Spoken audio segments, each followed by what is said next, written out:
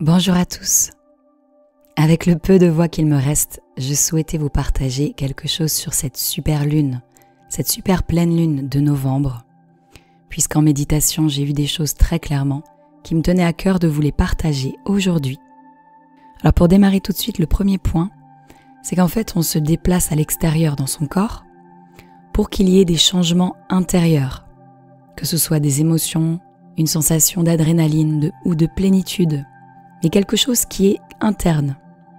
On utilise en fait ce qui nous entoure, alors qu'on peut effectuer le chemin aussi par l'intérieur.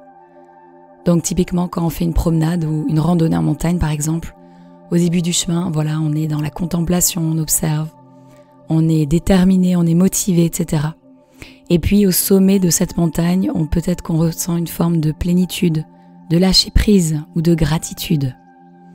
Parce qu'on est arrivé au sommet de cette montagne. Mais en fait, de passer de la motivation à la plénitude, à la gratitude, on pouvait aussi faire le chemin à l'intérieur. C'est exactement pareil lorsqu'on voyage.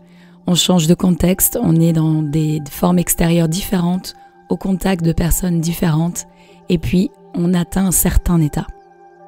Donc le point principal là, c'était que simplement par l'introspection, en fait, en faisant le voyage de l'intérieur, qui demande certes peut-être plus de ressources, ou tout simplement des ressources qu'on n'a pas assez développées dans la vie pour l'instant, mais de croire perpétuellement que c'est ce qui nous entoure, ce qui est à l'extérieur qui va nous procurer certaines émotions, certaines choses, certains désirs finalement qu'on va chercher à ressentir, finalement c'est s'extraire de la moitié des possibilités, puisque l'autre moitié, ça va être toute la dimension intérieure que va révéler notamment la pratique du yoga, mais aussi l'introspection, la méditation, la marche. Bref, toute sa journée, elle est propice pour travailler et pour maintenir finalement un état intérieur, l'état qu'on souhaite maintenir, et ne pas être tributaire finalement de l'extérieur, dans une certaine mesure en tous les cas. Et le deuxième point qui est un petit peu la vitesse supérieure à ça, en reprenant les mêmes exemples, c'est de faire une corrélation entre les éléments extérieurs et les éléments intérieurs dans son quotidien. Toujours pour travailler la conscience. C'est-à-dire, pour reprendre le même exemple, on fait sa randonnée au début, on est déterminé, on est motivé. Au sommet, on est en plénitude ou en gratitude. Et donc, qu'est-ce qui a provoqué le premier état intérieur et qu'est-ce qui a provoqué le deuxième ? Donc c'est observer, voilà, quand je suis au sommet de la montagne, ça provoque ça en moi. Quand je suis tout en bas au début du chemin, ça provoque ça. Et de faire de plus en plus de corrélations pour comprendre en fait ce qui nous entoure, comment ça nous affecte. Parce que c'est très personnel, donc c'est tout simplement un voyage au cœur de soi-même, vers la connaissance de soi, qui est très important pour mettre de la conscience et pour passer des schémas obsolètes qu'on garde tous et qui nous plongent de temps en temps dans l'émotionnel. Là, l'idée, c'est par un travail d'observation, de mettre de la conscience, de se comprendre, et donc d'avoir des meilleures relations, des relations plus harmonieuses autour de soi. Ce travail d'observation intérieure, il est exactement comme une salutation au soleil. La première fois qu'on fait la salutation au soleil, il y a beaucoup trop d'indications. Voilà, on n'arrive pas à synchroniser le souffle, etc. Là, c'est juste un entraînement intérieur. Et si on s'habitue à ça, on se facilite quand même grandement la vie.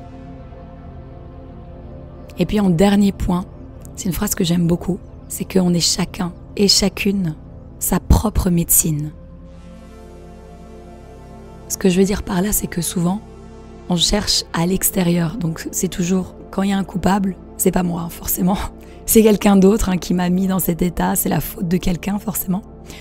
Et à l'inverse, dans les solutions, on va se dire, voilà, j'ai besoin de rencontrer de tel thérapeute, j'ai besoin qu'on m'aide pour telle ou telle chose. Et donc on attend comme s'il y avait une personne magique qui allait résoudre tous nos problèmes, qu'on s'est parfois auto-construit. Et donc cette phrase, elle symbolise tout simplement que les choses qu'on a nouées en nous-mêmes, qui peuvent être liées à des émotions, des traumatismes, des choses comme ça, on est en fait les seuls à pouvoir les dénouer. La personne en face de soi, le thérapeute, le psychologue, etc., ils vont révéler ce qui est déjà présent en nous.